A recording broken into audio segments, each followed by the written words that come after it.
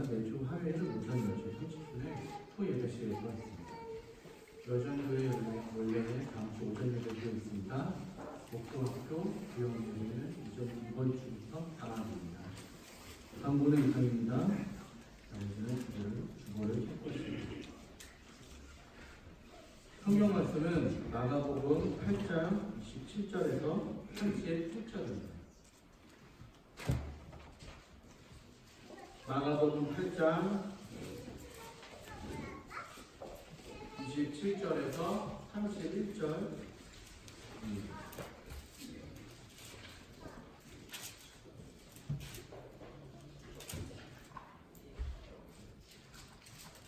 다 찾으신 줄 알고 제가 공부하겠습니다. 예수와 제자들이 빌립보 가이사랴 여러 마을로 나가실 때 길에서 제자들에게 물어 이르시되 사람들이 나를 누구라 하느냐. 제자들이 여짜와 이르되 세례 요한이라 하고 더러는 엘리야 더러는 선지자 중에 하나라 하나이다. 또 물으시되 너희는 나를 누구라 하느냐.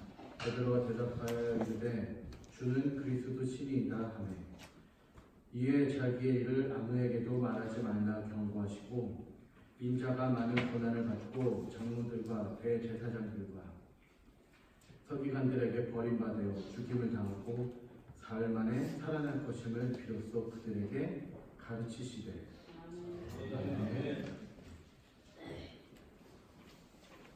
예수님은 사람들이 몰려오지 않는 한적한 곳까지 제자들을 이끄셨습니다. 그리고 제자들에게 이렇게 물으셨습니다. 사람들이 나를 누구라 하느냐고 물어보셨습니다. 예수님이 등장한 이 시기는 로마 시대였습니다. 유대인들은 로마의 통치 안에서 살아야 했습니다. 로마의 통치 속에서 살고 있는 유대인들에게 구약의 예언자들이 말했던 유대인들의 구원해 줄 왕을 기다리고 있었습니다. 그런 유대인들에게는 예수는 로마 통치에서 자신들을 구원해 줄 메시아의 왕으로서가 아닌 여러 선지자 중에 한 사람으로만 바라봤습니다. 예수를 그렇게 보지 않았습니다. 그러니 자연히 예수에게 들리는 말은 세례 요한 또는 엘리야 더러는 선지자 중에 하나다라고 이야기하는 것이었습니다. 사람들은 그렇게 예수님을 바라봤습니다. 그러자 예수님은 자신과 함께 공생애를 살아온 제자들에게 다시 물어보셨습니다. 너희는 나를 누구라 하느냐? 라고 물으셨습니다. 그러자 베드로가 주는 그리스도 신이다 라고 말하였습니다. 이 말의 병인 구절인 마태복음 16장 16절에서 19절은 몇 가지를 더 추가하였습니다. 제가 읽겠습니다. 시몬 베드로가 대답하여 이르되 주는 그리스도시요 살아계신 하나님의 아들이시나이다. 예수께서 대답하여 이르시되 바요나 시몬아 내가 복이 있도다. 이를 내가 얘기한 이는 혈육이 아니오 하늘에 계신 내 아버지시니라. 또 내가 네게 이르노니 너는 베드로라. 내가 이 반석 위에 내 교회를 세우리니 인구의 권세가 이기지 못하리라. 내가 천국 역사를 내게 주리니 내가 땅에서 무엇이든지 내면 하늘에서도 매일 것이요 내가 땅에서도 무엇이든지 풀면 하늘에서도 풀리리라 하시고. 마태복음에서는 이렇게 그 말들에 대해서 좀 더 길게 예수님이 대답까지 이야기했습니다. 이 마가복음의 저자는 마가입니다. 다 아시죠? 또 이 마가는 베드로의 제자였습니다. 그래서 복음서를 쓸 때 베드로에게 들은 이야기를 가지고 마가는 이야기를 썼습니다. 그래서 학자들은 마가복음에 이 이야기를 믿지 않은 것에 대해서 베드로가 스스로 겸손함으로 침묵했다라고 이야기를 하고 있습니다. 자신의 말을 받아 적는데 어떤 자신의 칭찬과 예수께서 자신을 이렇게 바라봤었던 그런 모습들에 대해서 이야기하지 않고 겸손하게 그 부분을 침묵했다라고 학자들은 이야기를 하고 있습니다. 그리고 예수님은 30절에 이에 자기가 한 일을 아무에게도 말하지 말라고 경고하셨습니다. 예수님이 그리스도이신 것에 대해서 아직 때가 아니므로 아무에게도 말을 하지 말라고 이야기를 하셨습니다. 왜냐하면 제자들은 아직 믿음이 확고하지 못한 상태였고 당시 사람들에게도 이 메시아에 대한 올바른 이해가 없었기 때문입니다. 그리고 예수님은 31절에 이렇게 말씀하셨습니다. 인자가 많은 고난을 받고 장로들과 대제사장들과 서기관들에게 버림받아 죽임을 당하고 사흘 안에 살아날 것을 비로소 그들에게 가르치시게라고 말씀하셨습니다. 이 말씀은 예수님의 순환 예언, 첫 번째 예언입니다. 고난을 받으실 거라는 예언을 몇 번 하시는데요. 그 중에 가장 처음으로 이야기하시는 예언입니다. 이 공간복음서에는 마태복음의 신앙에 결부하여 예수님의 순환 예언에 대해서 말을 하고 있습니다. 다시 말해 베드로의 신앙 고백을 계기로 예수가 많은 고난을 받고 죽임을 당할 것이다. 그것이 이 세상에 온 목적이다라고 밝히고 있습니다. 이 순환 예언의 이 베드로 고백 이후에요. 예수님께서는 그 다른 공간복음들과 마찬가지로 내가 고난을 받을 것이다라는 이야기를 하고 계시는 겁니다. 예수님이 이 땅에 오신 원래 목적을 말해주고 계시는 것입니다. 예수님께서 내가 고난을 받고 죽임을 당할 거야. 그리고 사흘 후에 부활할 거야 라고 이야기를 하시는 것이죠. 마가복음 8장 32절에 베드로가 예수를 붙들고 항변하매라고 이야기를 하고 있습니다. 병행 구절인 마태복음 16장 22절에는 베드로가 예수를 붙들고 항변하여 이르되 또 주여 그의 마음 아파서 이 일이 결코 주께 미치지 아니하리이다 이야기하고 있습니다. 이 두 구절에서 나오는 항변이라는 이 단어가 나오는데요. 이 항변은 헬라어로 에피티마오라고 이야기하고 있습니다. 에피티마오. 이 말은 이 마가복음 8장 33절에도 이 단어가 사용되어지는데요. 예수님이 이 다음 구절에 베드로를 꾸짖잖아요. 꾸짖으면서 이르되 사탄아 저리 가라고 이야기하잖아요. 여기서 이야기하는 이 꾸짖더라고 이야기하는 이 단어와 동일한 단어로 사용되어진다고 합니다. 그래서 노골적인 비난을 한다라고 이야기를 하고 의미를 가지고 있습니다. 이것은 예수님의 고난을 받은 것에 대해서 있을 수 없는 일이다라고 베드로는 이야기하고 있는 것입니다. 그래서 예수님께 심하게 항변하는 것이죠. 아니다라고 이야기하는 거죠. 그렇지 않다라고. 예수님은 로마의 통치에서 벗어나게 해줄 왕으로 제자들과 유대인들은 생각을 했었습니다.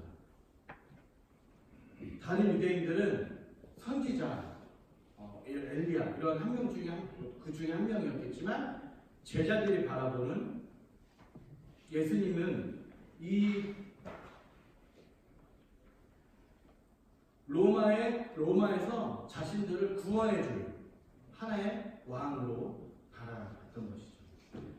그래서 주는 그리스도이십니다라고 이야기하는 것에 우리를 구원해 주실 메시아라고 이야기하는 것도 있지만 또 하나 제자들에게는 우리를 로마에서 구원해 주실 메시아로서의 왕이다라고 이야기도 같은 의미를 이야기하고 있습니다.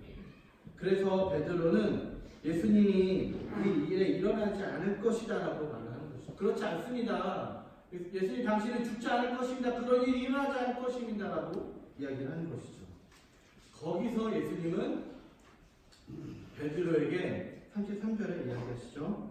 사탄아 내 뒤로 물러가라. 내가 하나님의 일을 생각하지 않고 도리어 사람의 일을 생각하는도다라고 이야기하십니다. 마가복음 8장 33절에 이야기하십니다. 하나님의 일은 예수님이 이 땅에 오셔서 우리를 위해 고난을 받아 죽음을 당하시고 사흘 만에 다시 살아나심을 통해 구원을 성취하는 목적을 쓰셨습니다. 그러니까 이 사람의 일, 그러니까 로마의 통치에서 벗어나는 일, 우리 그 어떤 그런 얽매인 곳에서 나올 수 있는 그런 벗어나는 거에 대한 그 사람의 일에 대해서는 예수님은 하나하나 물러가라고 이야기를 하신 것이죠. 네.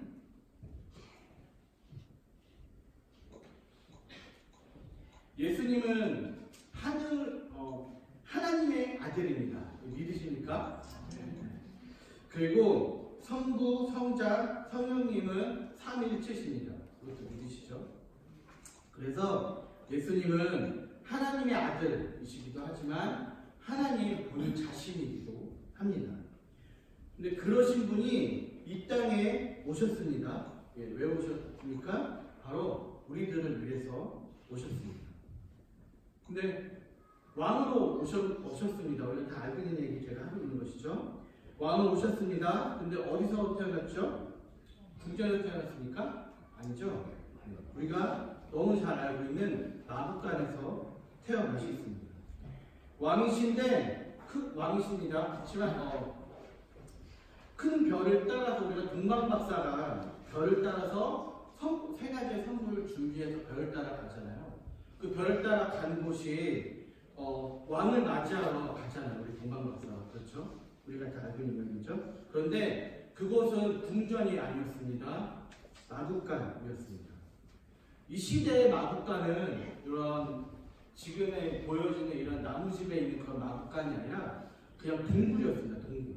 그 동굴에 마국간을 사용하고 있었는데 이 어둡고 축축한 동굴 안에서 예수님은 우리의 왕이라고 부르시는 우리 예수님은 그곳에서 태어나셨습니다. 그리고 말이 먹는 그 구유라고 말그릇이 저는 말그릇이라고 썼는데 말그릇에 누이셨습니다. 그리고 그곳에서 동방박사의 선물을 받으신 것이죠. 그분은 누구십니까? 우리의 왕이십니다. 왕의 신분이시지만 낮은 자리에서 태어나셨습니다.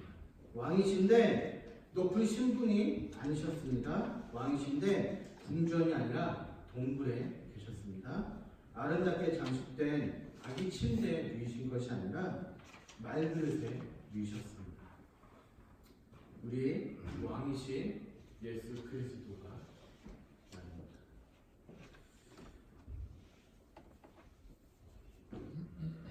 목요일에 눈이 많이 내렸습니다. 오전에. 그렇죠? 근데 전날에 이렇게 문자가 왔습니다.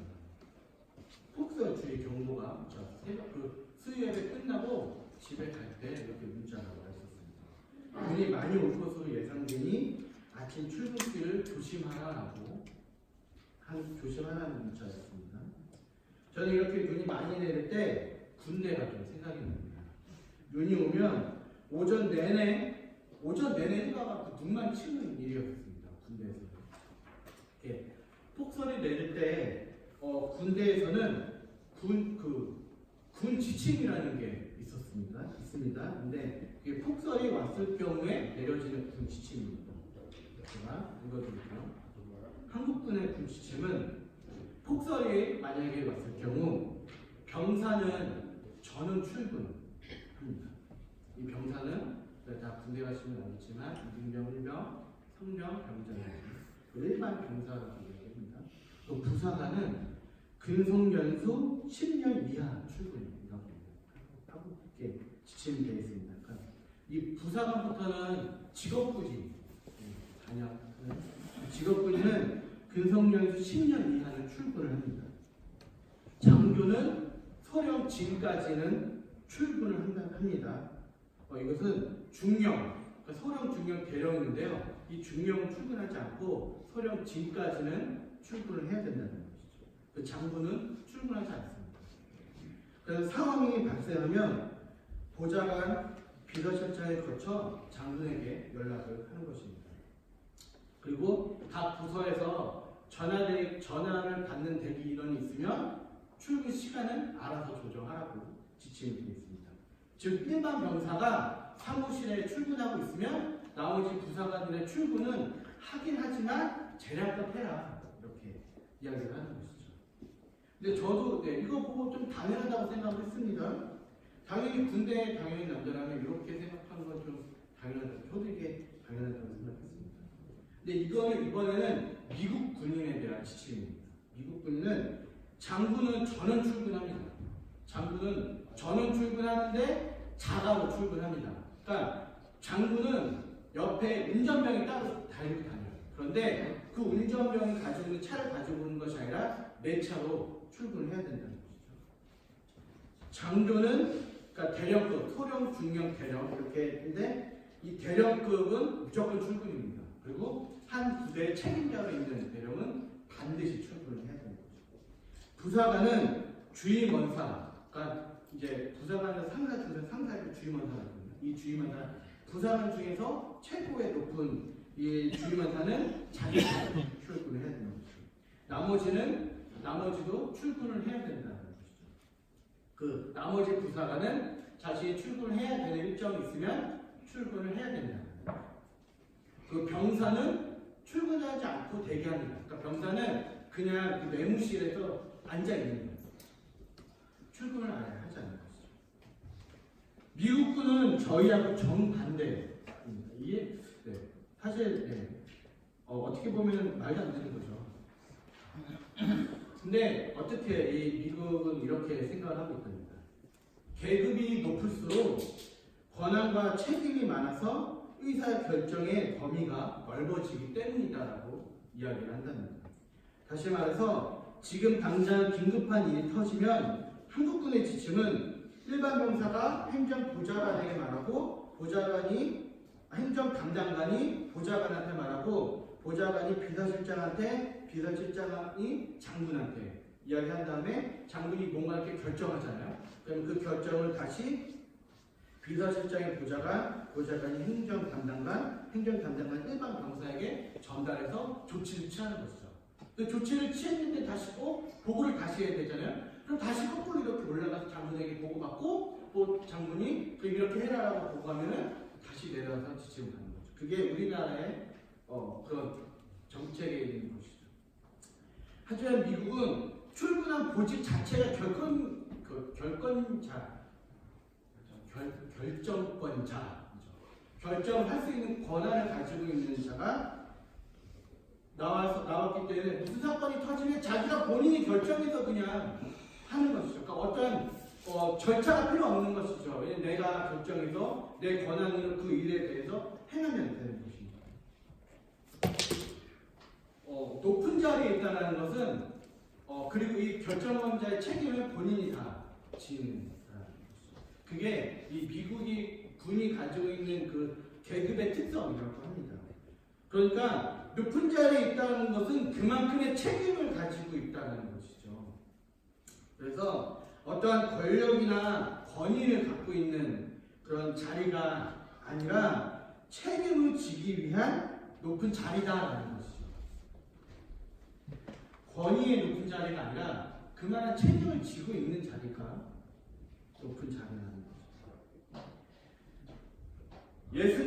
예수님은 하나님과 동등한 분이십니다. 그리고 이 세상을 창조하셨습니다. 우리 인간을 만드실 때 하나님과 예수님 성령님은 서로 이렇게 이야기하셨습니다. 창세기 1장 26절입니다. 하나님이 이르시되 우리의 형상을 따라 우리의 모양대로 우리가 사람을 만들고 그들로 바다의 물고기와 하늘의 새와 가축과 온 땅과 땅에 있는 모든 것을 다스리게 하자 하시고. 아멘.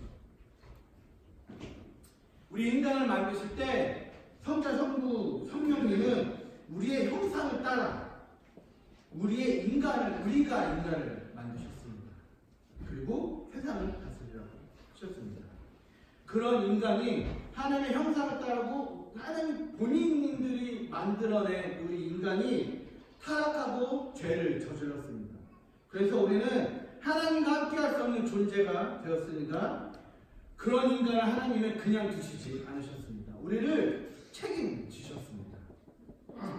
왜 책임지셨습니까? 바로 우리를 사랑하셨기 때문입니다.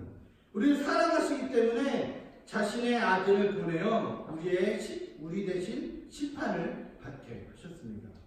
왜요?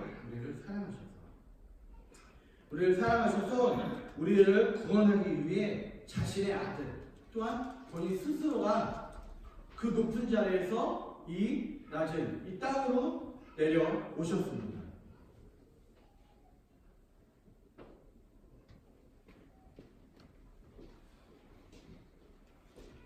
그리고 이 땅에 내려오셔서 고난을 받고 죽으심을 선택을 하신 것입니다. 예수님의 그 순한 예언의 말씀처럼 예수님이 이 땅에 오신 그 목적은 높은 자리에 있었지만 낮은 자리에 내려오신 이 목적이 무엇입니까? 우리를 위해서, 우리의 죄를 위해서 본인이 대신 고난을 받고 죽기 위해서 이 땅에 오셨다는 것입니다. 우리가 또 하나의 제가 그림 하나를 보려고 합니다. 이 그림은 리더와 보스의 차이에 대해서 이야기하고 있습니다. 사전의 뜻을 배경한 보스는 실권을 쥐고 있는 책임자라는 단어를 쓰고요. 리더는 조직을 이끌어가는 중심적인 위치에 있는 사람을 이야기합니다. 그리고 모든 보스가 리더를 의미하지는 않습니다. 위치가 다르지 않습니까? 예수님은 우리에게 어떤 모습으로 오셨습니까? 네, 그림을 보시면서 생각을 해보셨으면 좋겠습니다. 어떤 모습이십니까? 예수님이 우리에게, 저는 확실합니다. 저 보스에 있는 모습으로 우리에게 오시지 않으셨습니다. 우리에게 권위 있는 모습으로 다가오지 않으셨습니다. 왕으로서 궁전에 태어나서 우리를 위에서 아래로 내려다 보지도 않으셨습니다. 충분히 그렇게 하실 수 있으신 분이지만 그렇게 하지 않으셨습니다. 그렇게 오는 것이 사실은 당연한데 예수님은 그 당연한 것마저도 하지 않으신 것이죠. 예수님은 이런 보스, 왕 이런 모습으로 우리에게 오지 않으셨습니다. 예수님은 저 리더처럼 우리와 함께 걸으셨습니다. 우리와 함께 먹었습니다. 우리와 함께 삶을 사셨습니다. 여러분, 우리는 구원받았습니다. 믿으십니까? 이제 우리는 죄에서 벗어나서 하나님의 자녀가 되었습니다. 믿으시죠? 굳이 제가 이야기하지 않아도 이 부분은 우리가 충분히 많이 들었고 또 우리가 이해를 하고 있습니다. 그래서 우리는 동일한 왕의 신분으로 살아야 합니다. 이것도 아시죠? 우리는 왕의 신분으로 삶을 살아야 됩니다. 왕 같은 신분으로 살아야 합니다. 단 낮은 자로 오신 예수님을 본받아서 왕으로서의 삶을 살지만 낮은 자로서도 삶을 우리는 살아야 한다는 것이죠. 낮은 자의 위치에서 우리는 모습을 보여줘야 됩니다. 우리의 삶의 모습을 그렇게 드러내야 한다는 것이죠. 예수님은 충분히 우리에게 사시면서 어떻게 살아야 되는지에 대해서 우리에게 성경에서 너무나 많이 보여주셨습니다. 믿으시죠? 당신 스스로가 왕임에도 불구하고 스스로 낮은 자로 내려와서 고난을 받고 죽을 것에 대해서 이야기하셨습니다. 마태복음 23장 12절에 이렇게 이야기하고 있습니다. 누구든지 자기를 높이는 자는 낮아지고 누구든지 자기를 낮추는 자는 높아지리라. 예수님은 스스로 낮추시는 자였습니다. 그리고 우리도 동일하게 예수님과 동일한 삶을 살아가야 합니다. 우리가 다음 주 화요일이면 예수님이 태어나십니다. 그렇죠? 다음 주 화요일이면 이제 예수님이 태어나는 날입니다. 하지만 저는 그렇게 즐겁지가 않았습니다. 태어나신 것은 너무 즐겁지만 예수님이 오신 목적은 우리 때문에 고난을 받아 돌아 죽기 위해서, 죽임을 당하기 위해서 지금 태어나시는 거잖아요. 다음 주에. 그렇게 생각을 하니까 되게 기쁘지만은 않더라고요. 제 아내가 교역자, 저 아내도 이제 전도사인데요. 동일하게 예수님이 태어나신 거에 대해서 설교를 한다고 유학인데요. 너무 기쁘다고 합니다. 예수님이 태어나서 자기가 너무 기쁘다고. 그래서 이 기쁜 마음을 가지고 아이들에게 말씀을 전하겠다라고 이야기하는 거예요. 근데 제가 옆에서 나는 그렇게 안 기쁜데? 라고 이야기했어요. 나는 그렇게 안 기뻐. 왜 안 기쁘냐고. 예수님이 태어나시는 이 기쁜 날에. 근데 제가 예수님은 우리를 죽기 위해서 태어나셨잖아. 우리를 고난을 받기 위해서 태어났고 우리 때문에 죽기 위해서 태어나셨잖아. 그래? 그래도 나는 너무 기쁜데? 그래도 난 너무 기뻐. 예수님이 태어나셨으니까. 우리 때문에. 우리를 너무 사랑하셔서 우리 때문에 태어나셨으니까. 이야기 하더라고. 아침에 그렇게 오면서 대화를 했습니다. 우리를 창조하셨고 우리를 지으신 이가 바로 우리를 위해서 고난을 받고 우리를 위해 죽임을 당하기 위해 태어나십니다. 우리를 위해서 이 땅에 오신 예수님을 우리가 다시 한번 묵상하는 시간을 가지셨으면 좋겠습니다. 그리고 우리는 어떤 삶을 살아야 하는지에 대해서도 함께 고민하는 경배교회 성도님이 되시기를 소원합니다. 기도하겠습니다. 우리를 죄에서 벗어나게 하시고 우리를 구원하신 예수님, 우리가 어떤 목적을 가지고 삶을 살아야 하는지 몸소 보여주신 예수님을 우리가 본받는 삶을 살아가기 원합니다. 우리를 이끌어 주시고 우리와 함께 하여 주시옵소서. 예수님의 이름으로 기도합니다. 찬송하시겠습니다.